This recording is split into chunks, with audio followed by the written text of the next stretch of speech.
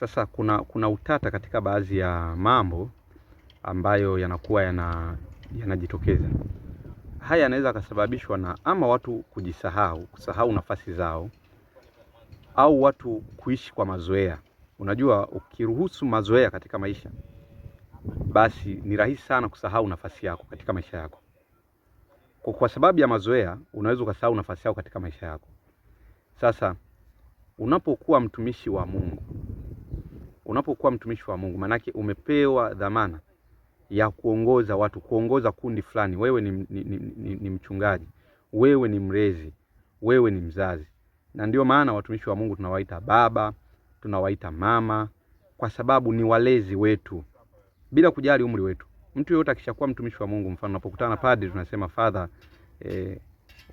sio kwa maana anaweza kutuzaa wote pale kanisani, au tunapokutana na mchungaji tunamuita baba, sio kwa maana anaweza kutuzaa wote pale kanisani. Hapana, ila ni kwa maana kwamba ni mzazi wetu katika roho, anatuongoza katika maisha hayo, anatulea katika maisha hayo. Kwa ni mlezi wetu wa kwanza. Kwa unapokuwa mtumishi wa Mungu, maana yake wewe ni mlezi, wewe ni mzazi, unalo kundi, unayo familia ambayo unaitumikia, unaiongoza kuifikisha mahala fulani. Sasa kwa sababu tu ya wajibu huo, kwa sababu tu ya nafasi hiyo, lazima ujue mipaka yako katika kusema, mipaka yako katika kutenda, hasa mambo yale ambayo yanahusu umma. Maana yake yanawafikia na yanasikiwa, yanatazamwa moja kwa moja na wale ambao ni familia yako uliyokabidhiwa mkononi kuiongoza.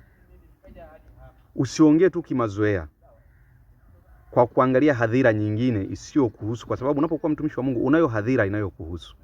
Hiyo ndio ya muhimu zaidi, na hiyo ndio unayoiwakilisha katika kila eneo, kila hali na kila pahali.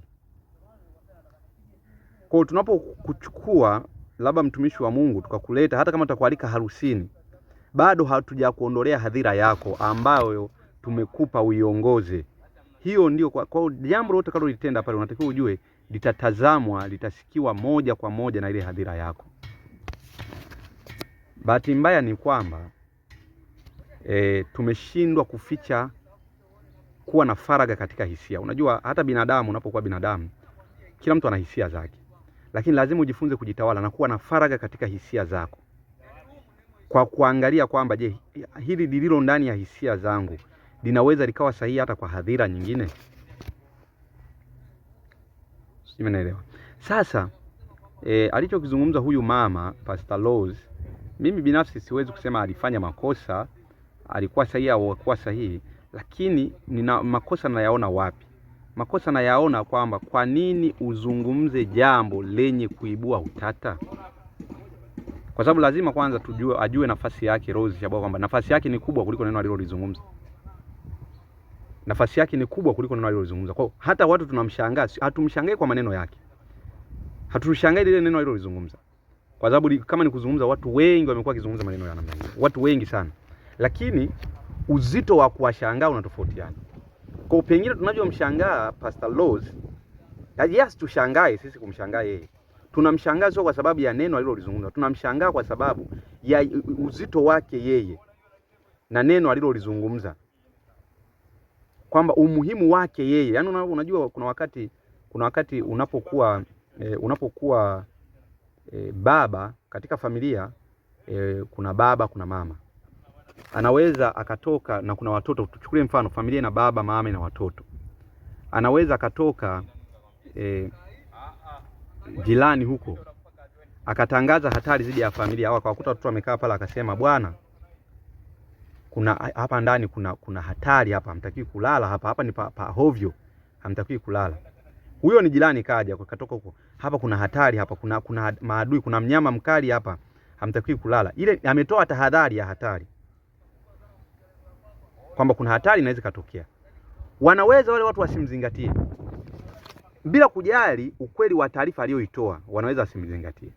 Lakini ni watu hao walioshindwa kumzingatia jirani aliyekuja kuwaelezea hatari iliyo mbele yao, wakagoma kumzingatia. Akija baba wa hiyo familia, bila kujali amezungumza ukweli au uongo, akawaambia watoto wake kwamba hapa pana hatari. Mapokeo ni aina mbili tofauti. Kwa uzito wa baba, imani walio nayo wale watoto juu ya baba haiwezi kufanana na imani walio nayo watoto wale juu ya yule jirani. Kwa neno la baba ni rahisi zaidi kuwaathiri wao kuliko la jirani. Kwa hata nyinyi watumishi wa Mungu lazima mjue nafasi zenu. Kwanza lazima mjifunze kuwa na faraga katika hisia. Hisia zenu ziwe na faraga sana. Usielezee hisia zako, unahisi nini. Kwa imani ambayo watu wameweka juu yenu, ndio hiyo imani inaweza ikaleta mshangao zidi ya maneno yenu. Kwa kuna wakati unaweza kusema wananishangaa sana, wananisakizia, wananipakazia. Hapana, neno lako, neno unalolisema wewe halipaswi kuwa la kawaida. Hasa unapokuwa mbele ya umma. Ni bora ukinapogundua kwamba siko sawa katika kuzungumza, ni bora usiende mbele ya watu kuzungumza. Sasa leo unapowaambia watu kuzaliwa kufua box au kuzaliwa kufanya nini, ni rahisi kuizungumza hivyo, ukadhani ulikuwa na maana nyingine. Lakini lazima tujue kwamba unapokuwa mtumishi wa Mungu, wewe unapaswa maneno yako na matendo yako yamtukuze Mwenyezi Mungu wakati wote. Yasiibue utata. Yasitie majeraha katika maisha ya watu, kwa sababu matendo ya watumishi wa Mungu hutia majeraha katika maisha ya waamini. Huponya majeraha ya waamini. Kwa kuna madonda ya waamini. Kwa kuna wakati mnaweza ukatia maumivu katika madonda yao au ukaponya madonda yao. Hiyo ndo kazi yako. Maisha yetu yamejaa vidonda. Sisi waamini maisha yetu yamejaa vidonda. Sisi waamini tumejeruhiwa mioyo yetu. Tumejeruhiwa kila pahala. Sisi waamini. Kwa kama mtumishi wa Mungu, kazi yako ni kututibu madonda haya. Kututibu majeraha yetu, sio kututia majeraha, sio kutuumiza vidonda. Kwa maneno yako kama mtumishi wa Mungu, kazi yake ni kutuponya sisi. Ndio maana ndani yake Mungu anatukuzwa, ndani yako Mungu anapaswa kutukuzwa. Kwa unapoongea maneno yenye utata, sasa hebu angalia neno hili jinsi lilivyoenda mbali. Jinsi lilivyoshindwa kuiponya mioyo ya watu walioamini kupitia wewe. Walioamini kupona kupitia wewe. Wapo watu wako kwenye ndoa wana migogoro. Let me tell you one thing. Kuna watu wapo kwenye ndoa zao ni za moto. Ndoa zao zina changamoto. Lakini hao watu naomba nikuhakikishie bado wako kwenye ndoa kwa sababu watu wanajifunza. Kwa kila akitaka kuivunja ile ndoa anasema mbona fulani yupo anavumilia. Anaamini kwamba kumbe katika ndoa tunajifunza kuvumilia.